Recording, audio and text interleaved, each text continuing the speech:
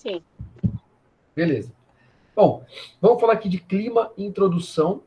Na verdade, não é só uma introdução, eu tenho que mudar esse título aqui. Se fosse presencial, isso aqui ia ser uma aula só também, né? É a aula mais importante que tem sobre clima. E quando a gente fala de clima, a gente fala de infinitas coisas dentro da geografia, porque o clima ele está relacionado com o relevo, ele está relacionado com a agricultura, ele está relacionado com o solo, tem muito a ver com as áreas urbanas, tem muito a ver com os rios. Então, o clima ele dita muita coisa, mas ele também é influenciado por muita coisa. Hoje, a gente vai falar principalmente das influências que o clima tem e de algumas influências naturais que ele sofre, tá? Então vamos pegar esse como que o clima varia ao redor do mundo. O que faz o clima variar? Então existem alguns fatores que são principais, que têm uma importância maior e vão fazer o clima mudar bastante de um ponto para outro. Então são esses fatores que modificam o clima que a gente vai ver hoje aqui. E eles são muito importantes porque quando você está trabalhando e precisa saber o clima de um lugar, você não precisa decorar o clima de lá. Você não precisa saber de cabeça, de cor. O clima lá é frio, o clima lá é muito quente, o clima lá... Não. Se você simplesmente tem um mapa na sua frente, você já consegue deduzir mais ou menos como que é o clima daquela região, só olhando aonde ele está. E aí tem algumas dicas que você tem que olhar nesse mapa para conseguir identificar um tipo de clima. Pelo menos chegar bem perto de acertar. Isso vai ter a ver com a posição do local em relação ao Equador, a distância do Equador. Então, vai ter a ver com a latitude do local. Isso vai ter a ver com a altitude, se é um local alto ou baixo. Isso vai ter a ver com as correntes marítimas. As correntes marítimas são quentes, são frias, isso vai influenciar. Isso vai ter a ver com a umidade do ar. Tem um mar perto? Está longe do mar? Tem um lago enorme perto? Está longe desse lago? Então, essas coisas todas juntas vão determinar mais ou menos como que é o clima da região. E olha, pode parecer que não tem relação nenhuma quando a gente fala de clima e administração ou clima e empresa, mas tem muita relação, né? Teve uma situação que a gente passou quando eu morava em Curitiba ainda, de receber pessoal de fora, né? Eu morava numa república, na universidade, a gente recebia muito estrangeiro. Eu lembro que a principal reclamação dos estrangeiros era que eles passavam muito frio lá em Curitiba. É uma coisa que a gente não imaginava. Que os caras iam vir da Europa, Canadá, e iam reclamar de frio no Brasil. E as empresas que eles vinham trabalhar tinham que preparar esse esquema todo por causa do clima, mesmo lá sendo muito mais frio, né? Mas por que eles vinham aqui e reclamavam do frio? Porque o Brasil não é um país preparado para lidar com o frio. Os países deles são. Então, provavelmente, se uma empresa brasileira fosse se instalar lá no Canadá ou lá na Europa, ela ia ter que fazer uma série de preparativos que ela não está acostumada a fazer aqui no Brasil, mesmo que em alguns lugares do Brasil faça frio, as empresas aqui não têm esse costume. Lá, ela ia ter que fazer uma série de adaptações para promover um ambiente de trabalho mais aceitável para o pessoal de lá, que eles estão acostumados com isso. Qualquer lugar que você entra tem aquecimento. Não interessa se é uma padaria na esquina ou se é um escritório enorme. Todo lugar é aquecido, todo lugar é preparado, as janelas elas têm borracha em volta, são hermeticamente fechadas. Então, eles têm um outro tipo de construção, um outro tipo de lidar com o clima do que a gente aqui. É bem diferente. Então, a gente ficava bem espantado quando um cara vinha e reclamava de frio. Ele perguntava, nossa, vocês não têm aquecedor? Eu falava, não, né? Está com frio, pega 4 cobertores aqui, se cobre e fica quente. E o cara não está acostumado com isso, né? Ele tem um casaco só para ele sair na rua e para ele, sempre que ele entra em algum lugar, sempre vai estar quente. Ele pode tirar o casaco. Então, é uma coisa que a gente não se preocupa, mas que quando você vai para lá, muda muita coisa. Isso falando só do ambiente de trabalho, quando você não fala dos próprios produtos, né? Ou se você vai se deslocar para fazer um trabalho passando por climas diferentes. Na América do Sul acontece isso, aconteceu com um amigo meu, foi viajar de carro, não foi a trabalho, mas foi a lazer, mas poderia estar indo a trabalho também. Saiu de Curitiba, foi até o Chile. Ele foi com um Gol. Então, por aí você já tira que ele passou várias emoções. Só que na hora dele subir com o gol dele na Cordilheira dos Andes, para passar do Chile, lá no alto é muito mais frio. Então, não é qualquer carro que passa. Você tem que trocar algumas coisas do seu carro para passar pelos climas gelados. Então, eu não posso simplesmente pegar o carro fabricado no Brasil e levar o mesmo carro daqui lá para o norte da Europa, para aquele inverno congelante. Não posso, nosso carro não vai andar. Os fluidos que são usados no carro, eles têm que ser fluidos diferentes dos nossos do Brasil.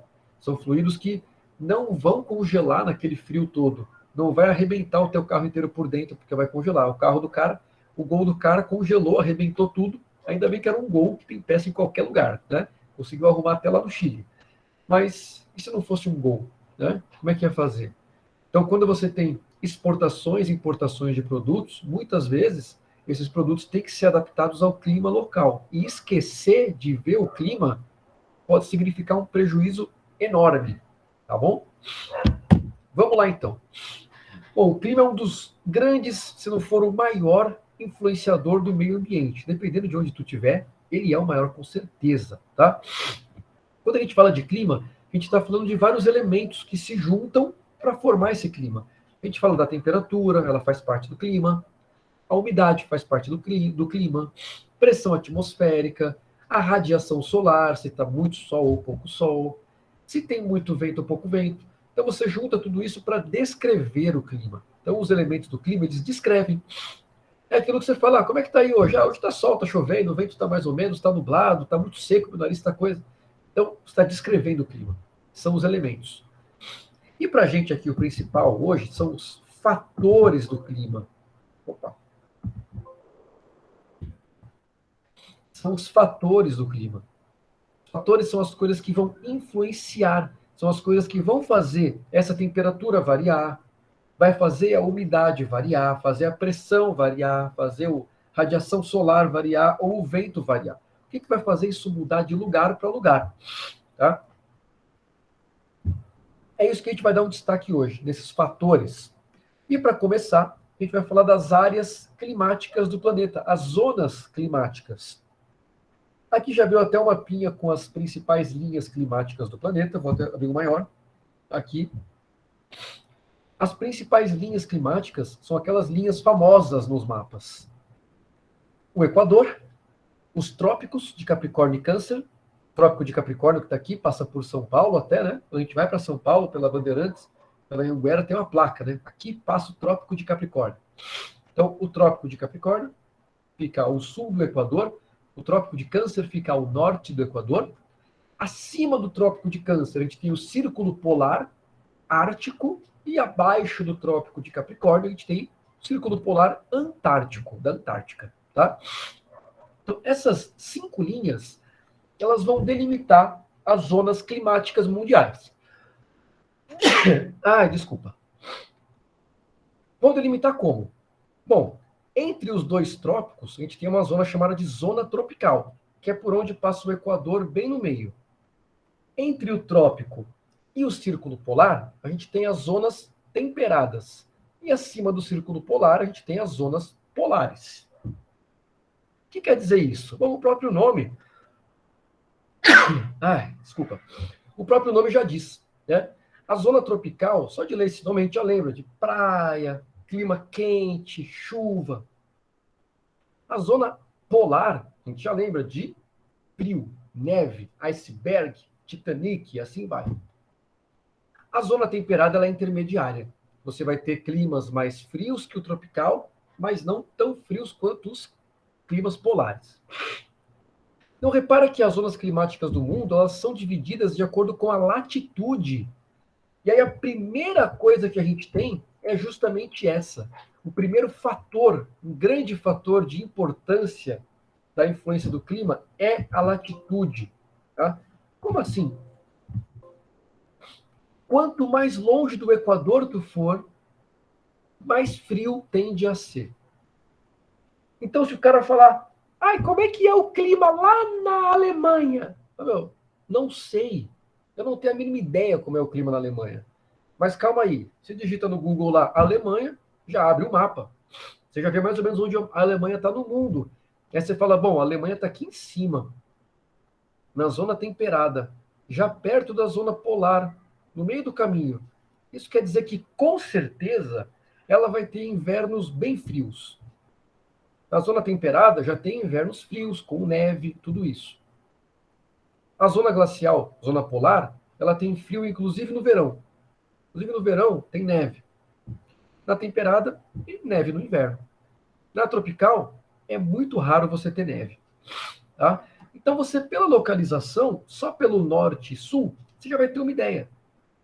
Isso mata muita coisa, mata até a questão do Enem.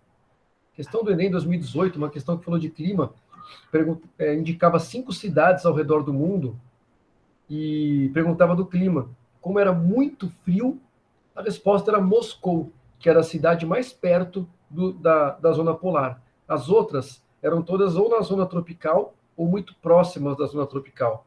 E como ele indicava um clima muito frio, só podia ser a que estava lá no alto, que era Moscou, perto da zona polar. Então, a primeira grande influência que o clima sofre é a distância do Equador. Quanto mais perto do Equador, mais quente. Quanto mais longe do Equador, mais frio. Tá bom? E por que isso acontece? Isso acontece por causa de características de fora do nosso planeta.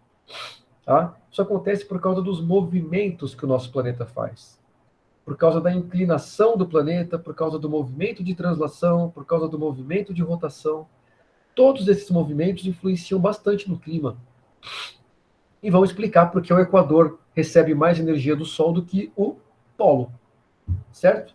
Bom, o movimento de rotação é esse de a Terra rodar, criando o dia e a noite. A principal consequência aqui é o dia e a noite. E por que que isso é importante? Isso tem a ver com o clima? Claro. Se o planeta rodasse muito rápido, o dia e a noite iam ser muito curtos. Imagina, você não ia nem conseguir aquecer direito, já ia ser noite. Então, ia ter uma diferença climática bem grande. Se a Terra rodasse bem devagar, ela ia ficar muito tempo com a mesma parte virada para o Sol. Ia ficar extremamente quente. É o caso da Lua. A Lua gira muito devagar. Então ela fica com uma parte virada para o Sol durante muito tempo. A parte iluminada da Lua atinge temperaturas altíssimas. Enquanto a parte que está escura, ela fica escura tanto tempo que ela tem temperaturas super baixas. Até a Lua fazer a volta demora tanto que aquece demais um lado e esfria demais o outro. A Terra não. A Terra tem uma velocidade de rotação maior, que faz com que nem aqueça muito, nem esfrie muito. Tem sempre uma alternância ali. Então isso é muito importante, uma baita de uma sorte, por causa disso que a gente está vivo aqui. Né? A inclinação da Terra também diz muito do clima. É por isso que a gente tem as estações do ano, inclusive. Tá? Repara aqui, eu estou conseguindo desenhar esse computador. O computador antigo ele não deixa eu desenhar no PowerPoint. O computador novo deixa eu desenhar. Esse antigo não deixa eu fazer isso. Mas tudo bem. A inclinação da Terra tem tudo a ver. Por quê? Porque dependendo de como a Terra estiver inclinada em direção ao Sol, o Sol bate mais forte em um canto do que no outro. Acho que o principal exemplo disso são os polos. Repara como a Terra está inclinada aqui, ó. Do jeito que a Terra está inclinada, repara aqui no Polo Sul. Não importa o quanto a Terra esteja rodando, o Polo Sul está sempre de dia. Sempre de dia. A Terra pode rodar aqui, ó, nunca fica de noite no Polo Sul. Então, quando a Terra está com essa inclinação em direção ao Sol, o Polo Sul é sempre de dia, o Polo Norte é sempre de noite. Isso vai durar mais ou menos uns 3 meses do ano. Conforme a Terra vai girando em torno do Sol, uma hora essa inclinação está ao contrário. E aí é o Polo Norte que está virado para o Sol e o Polo Sul que fica no escuro durante uns 3 meses. Então, se não fosse a inclinação, o Sol ia bater bem no meio do planeta. E aí ia ter noite e dia para todo mundo. Como a Terra é inclinada, dependendo de onde ela está em volta do Sol, você vai ter mais luminosidade em um local e menos no outro. E aí, isso tem tudo a ver com o clima, porque o local que recebe mais sol vai ter mais temperatura, então vai ser a estação do verão. Ao mesmo tempo, enquanto um local está recebendo sol, a parte sul, nesse caso aqui da inclinação, aqui da figura, a parte sul está recebendo mais sol que a parte norte. Então é verão no sul e inverno no norte. As estações do ano sempre são intercaladas. A que é no sul é a estação contrária do norte. Não é à toa que o Papai Noel usa casaco pra caramba, né? O Papai Noel é uma coisa do hemisfério norte. Como o Natal é em dezembro, dezembro para eles é inverno. Então o Papai Noel tem que vir de casaco. Se fosse a gente aqui no Brasil que tivesse inventado o Papai Noel, ele nunca ia vir de casaco, porque dezembro para a gente é verão, né? Então a gente vê influências da inclinação da Terra no clima quando a gente fala das estações do ano. Vou mostrar aqui uma figurinha que vai explicar isso melhor. Aqui, ó. O Sol e a Terra num ponto específico. No dia 20 de março, mais ou menos todo dia 20 de março, é quando a energia do Sol bate com força máxima sobre o Equador, bem no meio. Isso é mais ou menos o dia 20 de março. É justamente quando começa a primavera e o outono, dependendo do hemisfério que você está, né? Se você estiver no hemisfério sul, vai estar começando o outono. Se você estiver no hemisfério norte, vai estar começando a primavera. Bem no dia 20 de março. É quando o Sol bate bem no Equador. Conforme a Terra continua rodando em torno do Sol, e ela é inclinada, vai chegar uma hora que, por causa dessa inclinação, o Sol vai bater muito mais forte no hemisfério norte do que no hemisfério sul. Então vai ser verão no norte e inverno no sul. Isso acontece mais ou menos próximo ali do dia 21 de junho. A gente fala que é o solstício. Solstício de inverno no sul, verão no norte. Essa questão caiu no Enem domingo agora, falando sobre isso, solstício de verão. A Terra continua girando, né? E aí, de novo, o Sol bate no Equador, dessa vez lá em setembro, e aí vai dar origem de novo, a primavera ou outono, depende do hemisfério que você está. E a Terra continua o seu caminho, que demora um ano, mais ou menos, né? Demora um pouco mais de 365 dias para dar essa volta em torno do Sol. E uma hora o Sol vai bater mais forte no hemisfério sul. E aí vai ser verão no sul e inverno no norte. Então a gente tem as influências do movimento do planeta no clima e as influências da latitude. Quanto mais longe do Equador, mais frio fica. Tudo bem? Maravilha. E é a partir daí que a gente traça as linhas das zonas climáticas. É a partir daí que a gente traça o Trópico de Câncer, o Trópico de Capricórnio, o Círculo Polar. Eles vêm justamente da posição do Sol. Quando é o verãozão, dia 21 de dezembro, 21 para a gente, aonde é o ponto da Terra que o Sol bate com mais força, é onde passa a linha do Trópico de Capricórnio. Quando é o verão no hemisfério norte, nesse caso aqui, aonde o Sol bate com mais força no hemisfério norte, é onde a gente traça a linha do Trópico de Câncer. E nas estações intermediárias, que são outono e primavera, o Sol bate bem no meio, é onde a gente traça a linha do Equador. Tá? Então, é a influência da translação e da inclinação do planeta no clima terrestre. Tudo bem? Maravilha. Oh, meu Deus, isso é muito legal. Bom, nessa figurinha aqui, a gente tem o mapa mundi dividido em algumas cores. Então, quanto mais azul escuro, quer dizer maior quantidade de chuva. Quanto mais para o amarelo, menor quantidade de chuva. Essa figura diz muita coisa para a gente. Tá? A gente consegue ver em quais locais tem mais concentração de chuva no mundo e em quais não tem.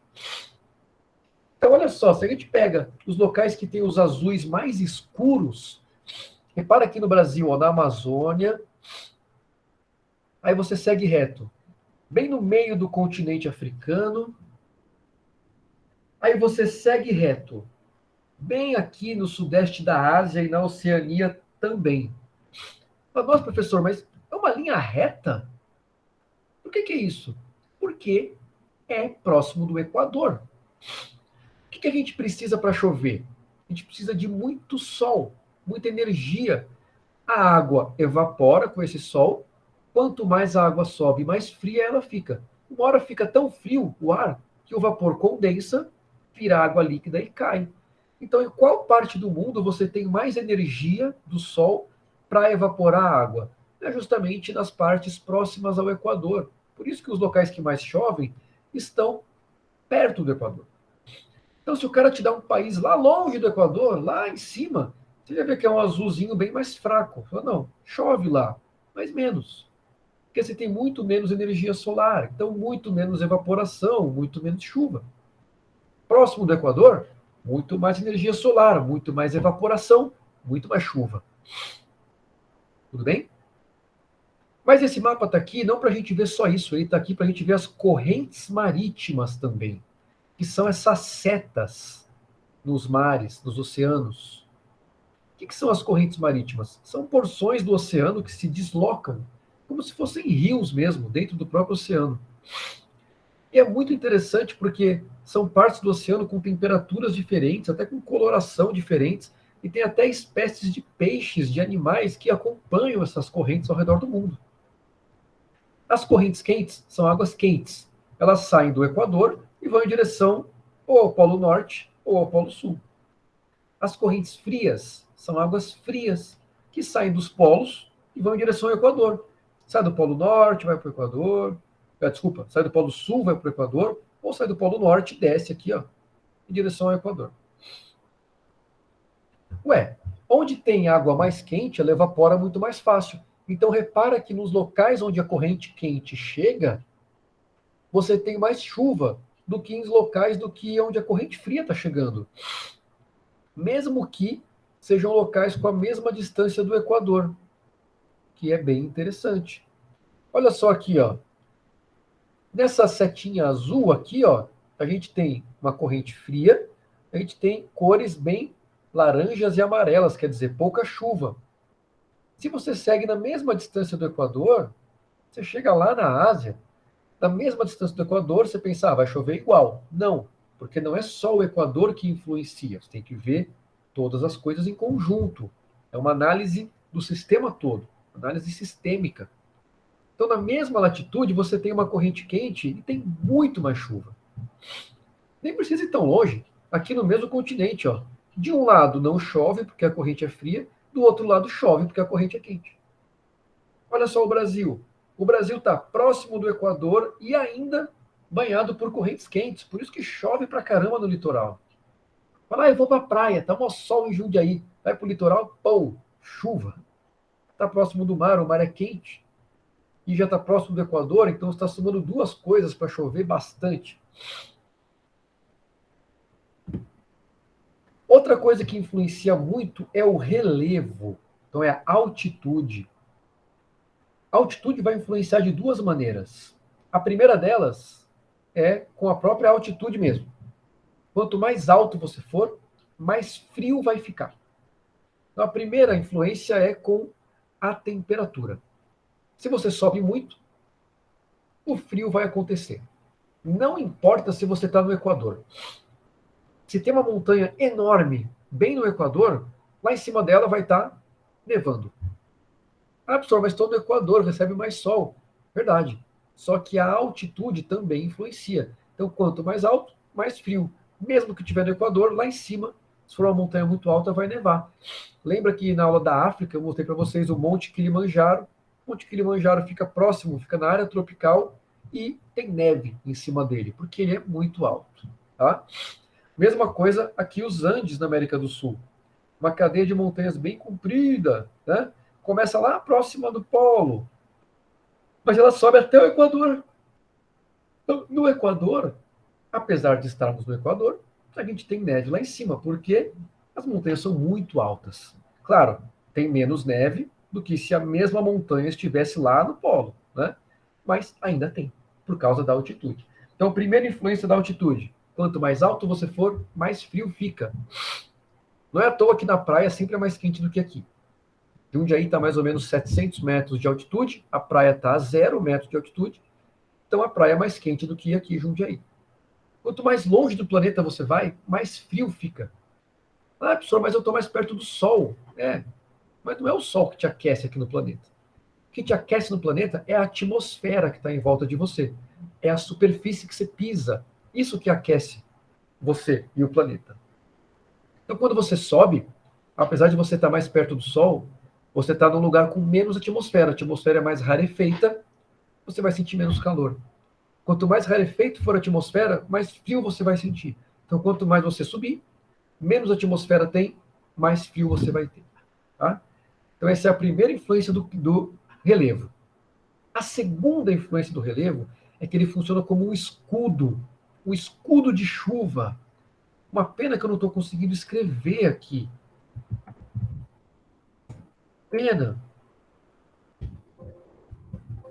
Não sei porquê. Tá? Funciona como um escudo de chuva. Como assim?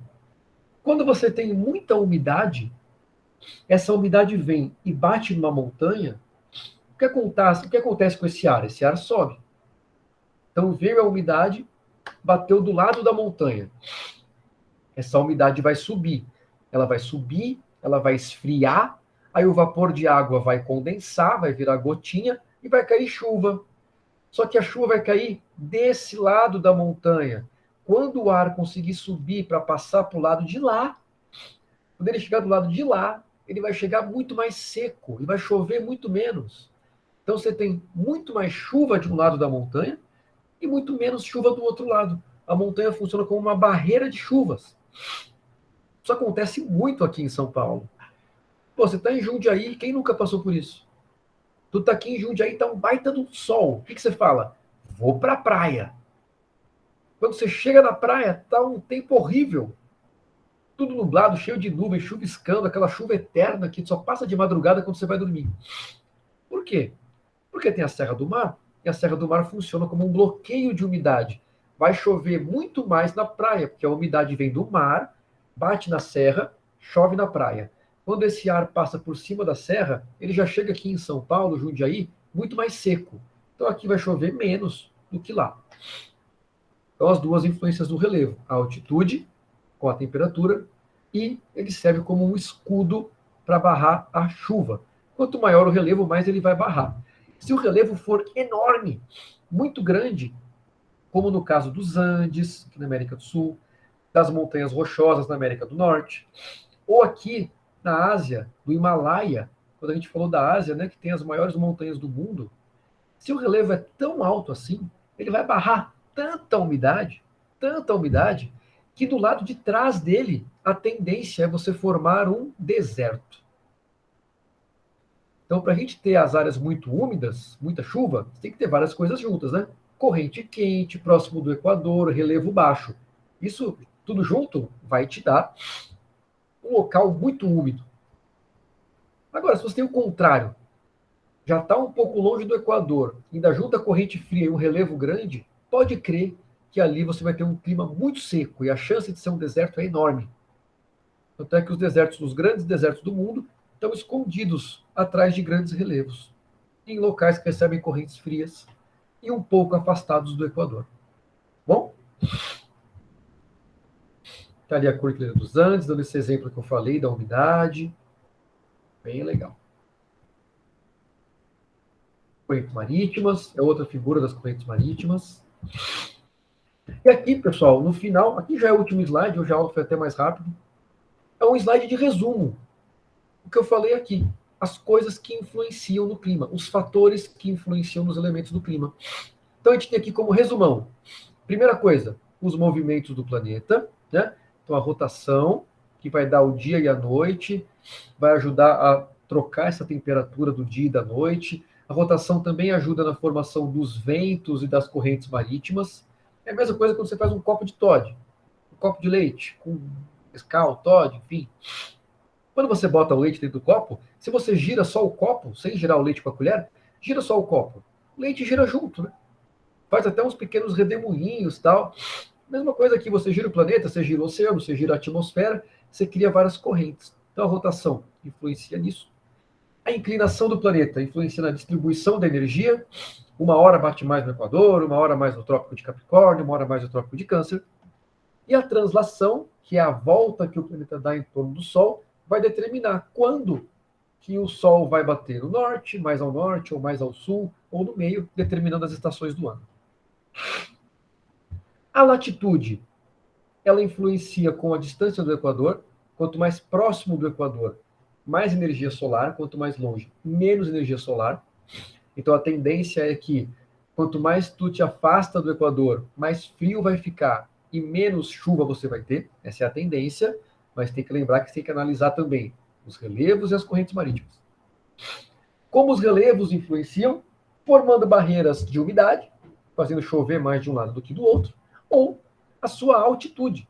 Quanto mais alto, mais frio. E a água, as correntes marítimas, correntes quentes, levam temperaturas maiores e maior quantidade de chuva. Correntes frias vão tender a baixar a temperatura do lugar e dar menos chuva.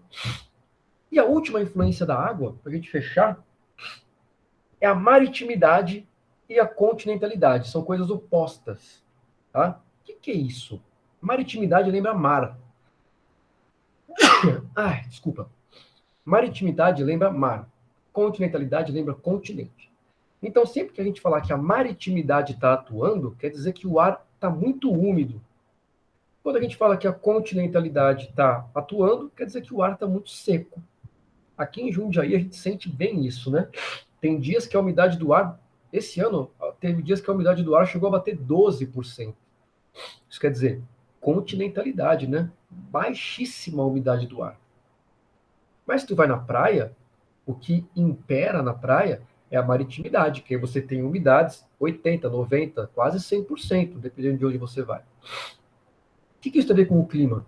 Quanto mais úmido for o local, menos as temperaturas variam. Isso aí é muito doido, porque a água tem uma propriedade física de absorver muito bem a energia. A água demora para absorver, ela demora para esquentar, mas ela também demora para esfriar. Então, em locais com muita umidade, durante o dia, o sol demora mais para aquecer, mas durante a noite, esse local também não vai esfriar muito. Se for um local seco, durante o dia ele vai aquecer super rápido. Desculpa. E durante a noite ele vai esfriar super rápido. É por isso que na floresta amazônica você não tem temperaturas de 40 graus. É tão úmido, que você alcança durante o dia ali 29, 30, 31, quando está muito quente. E durante a noite é tão úmido, que vai ficar 28, 25, 27. Então não varia muito do máximo para o mínimo. Agora, num deserto, que é muito seco, de dia vai fazer 50 graus. E à noite vai fazer 10 graus. Repara que em Jundiaí, quando fica muito seco, também é assim. De dia faz um baita de um calorão, bate 35 graus, 34, à noite faz 17.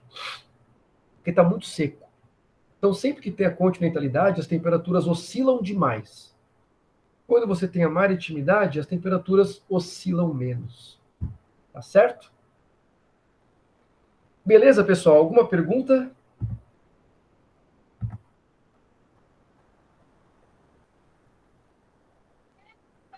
Não, professor, essa questão do Enem que o professor falou aí, meu filho chegou em casa, eu falei para ele que era a resposta certa, ele falou, não, não é, mãe.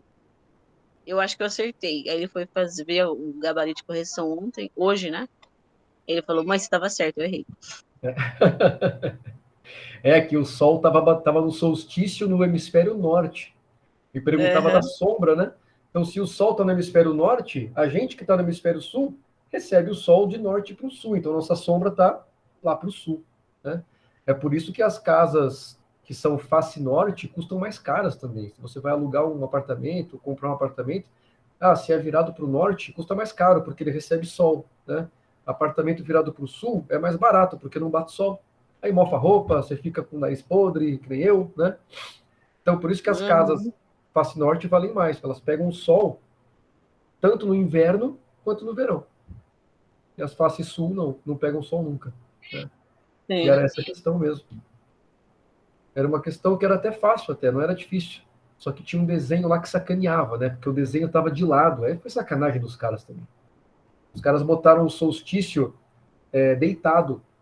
Então, quem olhou já bateu o olho e falou: alô, oeste.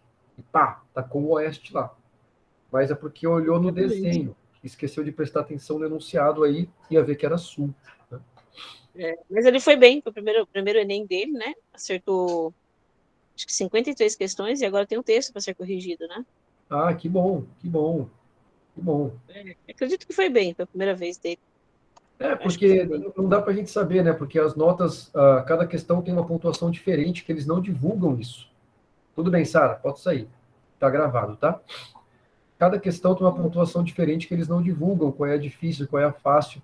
Então não tem nem como a gente saber, de repente, se a 53, elas valem mais do que 53, porque ele pode ter acertado mais questões difíceis do que fácil, aí ele vai subir na pontuação.